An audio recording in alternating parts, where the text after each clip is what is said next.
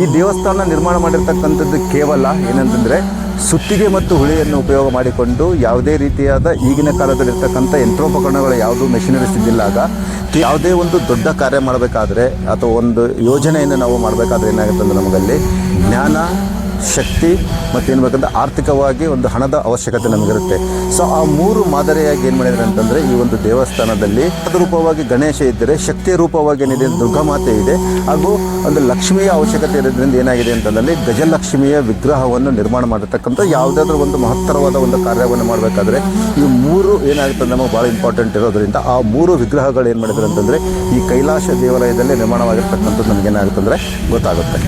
ನಮಗೆ ಇದರ ರಥ ಥರ ಏನಾಗುತ್ತೆ ನಮಗೆ ನೋಡೋದು ಸಿಗುತ್ತದೆ.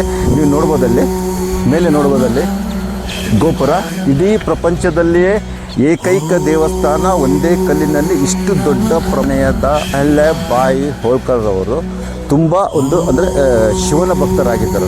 ಶಿವನ ಭಕ್ತರಾಗಿದ್ದರಿಂದ ಶೈವಕ್ಕೆ ಸಂಬಂಧಪಟ್ಟಿರ್ತಕ್ಕಂಥ ಶಿವನ ದೇವಾಲಯಗಳು ಸಾಕಷ್ಟು ಏನು ಮಾಡಿದ್ದಾರೆ ಅಂತಂದರೆ ಅವರು ಜೀರ್ಣೋದ್ಧಾರ ಮಾಡಿರ್ತಕ್ಕಂಥದ್ದು ನಮಗೆ ಇತಿಹಾಸದಿಂದ ಗೊತ್ತಿರುತ್ತೆ.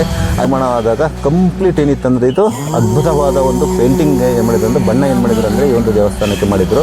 ಸೊ ಈ ಹವಾಮಾನ ವೈಪರೀತ್ಯದಿಂದ ಆಮೇಲೆ ಸಾಕಷ್ಟು ವರ್ಷಗಳು ಗತಿಸಿದ್ದರಿಂದ ಏನಾಗಿದೆ ಅಂತಂದರೆ ಈ ಒಂದು ದೇವಸ್ಥಾನದಲ್ಲಿರ್ತಕ್ಕಂಥ ಪೇಂಟಿಂಗಲ್ಲಿ ಏನಾಯಿತು ಅಂದರೆ ಹಾಳಾಗಿತ್ತು.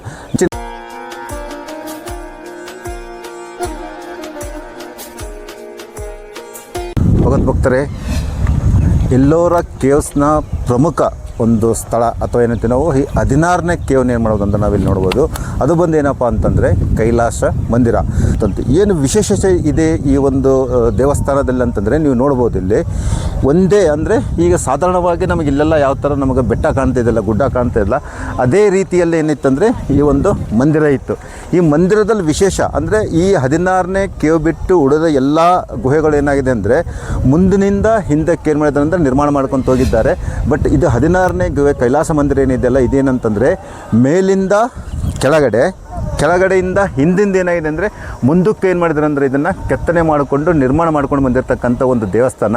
ಈ ದೇವಸ್ಥಾನ ನಿರ್ಮಾಣ ಮಾಡಿರ್ತಕ್ಕಂಥದ್ದು ಕೇವಲ ಏನಂತಂದರೆ ಸುತ್ತಿಗೆ ಮತ್ತು ಹುಳಿಯನ್ನು ಉಪಯೋಗ ಮಾಡಿಕೊಂಡು ಯಾವುದೇ ರೀತಿಯಾದ ಈಗಿನ ಕಾಲದಲ್ಲಿರ್ತಕ್ಕಂಥ ಯಂತ್ರೋಪಕರಣಗಳು ಯಾವುದೂ ಮೆಷಿನರೀಸ್ ಇದ್ದಿಲ್ಲಾಗ ಕೇವಲ ಸುತ್ತಿಗೆ ಮತ್ತು ಹುಳಿಯಿಂದ 200 ವರ್ಷಗಳ ಕಾಲ ಏನು ಮಾಡಿದ್ರು ಅಂದರೆ ಈ ದೇವಾಲಯವನ್ನು ನಿರ್ಮಾಣ ಮಾಡಿರ್ತಕ್ಕಂಥದ್ದು ಭಾಳ ಅದ್ಭುತವಾಗಿರ್ತಕ್ಕಂಥ ಒಂದು ದೇವಸ್ಥಾನ. ನೀವು ಇಲ್ಲಿ ನೋಡ್ಬೋದು. ಈ ನೋಡ್ರಿ ಇಲ್ಲಿ ಕಾಣ್ತಕ್ಕಂಥದ್ದು ಏನಿದೆ ಅಂದರೆ ಹಿಂದೆ ಗೋಪುರ. ಈ ಕಂಪ್ಲೀಟ್ ಈ ದೇವಸ್ಥಾನನ ನಾವು ಈ ಟಾಪ್ ವ್ಯೂ ನೋಡಿದಾಗ ಏನು ಕಾಣ್ತಿದೆ ಅಂದರೆ ನಮಗೆ ಇದರ ರಥ ಥರ ಏನಾಗುತ್ತೆ ನಮಗೆ ನೋಡೋದು ಸಿಗುತ್ತದೆ. ನೀವು ನೋಡ್ಬೋದಲ್ಲಿ ಮೇಲೆ ನೋಡ್ಬೋದಲ್ಲಿ ಗೋಪುರ ಇಡೀ ಪ್ರಪಂಚದಲ್ಲಿಯೇ ಏಕೈಕ ದೇವಸ್ಥಾನ ಒಂದೇ ಕಲ್ಲಿನಲ್ಲಿ ಇಷ್ಟು ದೊಡ್ಡ ಪ್ರಮಾಣದಲ್ಲಿ ನಿರ್ಮಾಣ ಮಾಡಿರ್ತಕ್ಕಂಥ ಪ್ರಪಂಚದ ಏಕೈಕ ದೇವಸ್ಥಾನ ಬಂದು ಎಲ್ಲೋರದಲ್ಲಿರ್ತಕ್ಕಂಥ 16ನೇ ಕೇವ್ ಅಂತ ಕೈಲಾಸ ಮಂದಿರ. ನೀವು ನೋಡ್ಬೋದು ಎಷ್ಟು ಒಂದು ಅದ್ಭುತವಾಗಿ ಈ ಒಂದು ದೇವಸ್ಥಾನವನ್ನು ಕೆತ್ತನೆ ಮಾಡಿರ್ತಕ್ಕಂಥದ್ದು ಏನಾಗುತ್ತೆ ನಿಮಗೆ ಇಲ್ಲಿ ಗೊತ್ತಾಗುತ್ತೆ. ನೀವು ನೋಡ್ಬೋದು ಇಲ್ಲಿ ಹಿಂದೆ ಕಾಣ್ತಕ್ಕಂಥ ಗೋಪುರ ಅಂದರೆ ಆ ಗೋಪುರದ ತುಟ್ಟ ತುದಿಯಿಂದ ನಿರ್ಮಾಣ ಸ್ಟಾರ್ಟ್ ಮಾಡಿ ಪೂರ್ತಿ ಏನು ಮಾಡಿದ್ದಾರೆ ಅಂತಂದರೆ ಕೆಳಭಾಗಕ್ಕೆ ಬಂದು ಆ ಕೆಳಭಾಗದಿಂದ ಏನಾಗಿದ್ದಾರೆ ಅಂತಂದರೆ ಮತ್ತೆ ಮುಂದಿನ ಭಾಗಕ್ಕೆ ಏನು ಮಾಡಿದ್ದಾರೆ ಅಂತಂದರೆ ನಿರ್ಮಾಣ ಮಾಡಿಕೊಂಡು ಬಂದಿರತಕ್ಕಂಥ ಒಂದು ಅದ್ಭುತವಾದ ಒಂದು ದೇವಸ್ಥಾನದ ಮೇಲಿಂದ ನೀವು ವೀಕ್ಷಣೆಯನ್ನು ಮಾಡ್ಬೋದು. ಈ ದೇವಸ್ಥಾನವನ್ನು ನೋಡಿದ್ರೆ ಏನು ಕಾಣುತ್ತೆ ಅಂದರೆ ನಮಗೆ ರಥದ ಮಾದರಿಯಲ್ಲಿ ನಿರ್ಮಾಣವಾಗಿರ್ತಕ್ಕಂಥ ಒಂದು ದೇವಸ್ಥಾನವನ್ನು ನೀವೇನು ಮಾಡ್ಬೋದು ಅಂತಂದರೆ ದರ್ಶನ ಸಂದರ್ಶನ ಈ ಒಂದು ಯೂಟ್ಯೂಬ್ ಚಾನಲಲ್ಲಿ ನೀವು ಏನು ಮಾಡ್ಬೋದು ಅಂದರೆ ದರ್ಶನವನ್ನು ಮಾಡ್ಬೋದು. ನೋಡಿರಿ ಎಂತಹ ಒಂದು ಶಿಲ್ಪಕಲೆ ಇದೆ, ಎಂತಹ ಒಂದು ಏನೋ ಒಂದು ಯಂತ್ರೋಪಕರಣಗಳನ್ನು ಮತ್ತು ಟೆಕ್ನಾಲಜಿ ಇಲ್ಲಾರ್ದಕ್ಕಂಥ ಸಂದರ್ಭದಲ್ಲಿ ನಿರ್ಮಾಣವಾಗಿರ್ತಕ್ಕಂಥ ಒಂದು ಅದ್ಭುತವಾದ ಭವ್ಯವಾದ ಪ್ರಪಂಚದ ಏಕೈಕ ಒಂದೇ ಕಲ್ಲಿನಲ್ಲಿ ನಿರ್ಮಾಣವಾಗಿರ್ತಕ್ಕಂಥ ಒಂದು ದೇವಸ್ಥಾನ ಅದು ಯಾವುದಪ್ಪ ಅಂತಂದರೆ ಎಲ್ಲೋರದಲ್ಲಿರ್ತಕ್ಕಂಥ ಕೈಲಾಸ ಮಂದಿರ.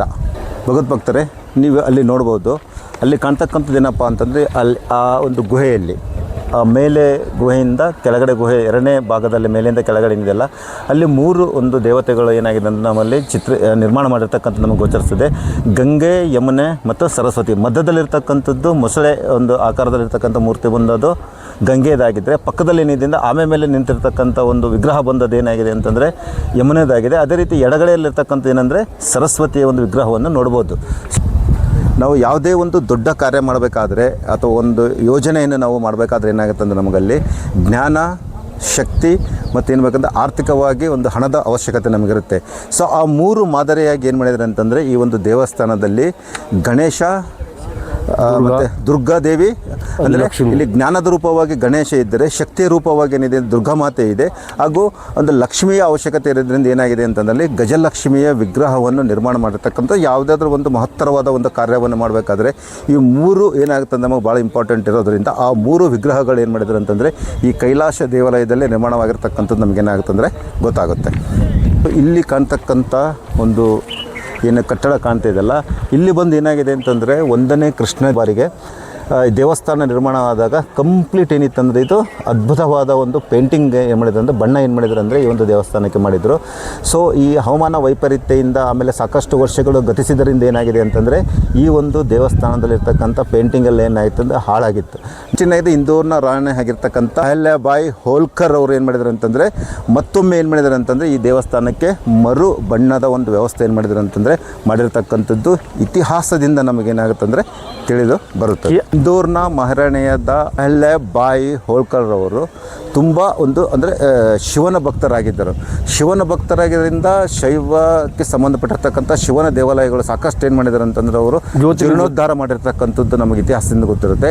ಅದೇ ರೀತಿಯಾಗಿ ಇಲ್ಲಿರ್ತಕ್ಕಂಥ ಈ ಕೈಲಾಸ ದೇವಾಲಯದಲ್ಲಿ ಮೊದಲನೇ ಕೃಷ್ಣ ದೇವಾಲಯದಲ್ಲಿ ಪೇಂಟಿಂಗ್ ಆದ ನಂತರ ಅದೆಲ್ಲ ಹಾಳಾದ್ಮೇಲೆ ಏನು ಮಾಡಿದ್ರು ಅಂದರೆ ಮತ್ತೆ ಇಂದೋರ್ನ ರಾಣಿ ಆಗಿರ್ತಕ್ಕಂಥವ್ರು ಏನು ಮಾಡಿದ್ರು ಅಂದರೆ ಈ ಮರು ಪೇಂಟಿಂಗ್ ಮಾಡಿರ್ತಕ್ಕಂಥದ್ದು ನಮಗೆ ಇತಿಹಾಸದಿಂದ ಏನಾಗುತ್ತೆ ಅಂದರೆ ತಿಳಿದು ಬರುತ್ತೆ.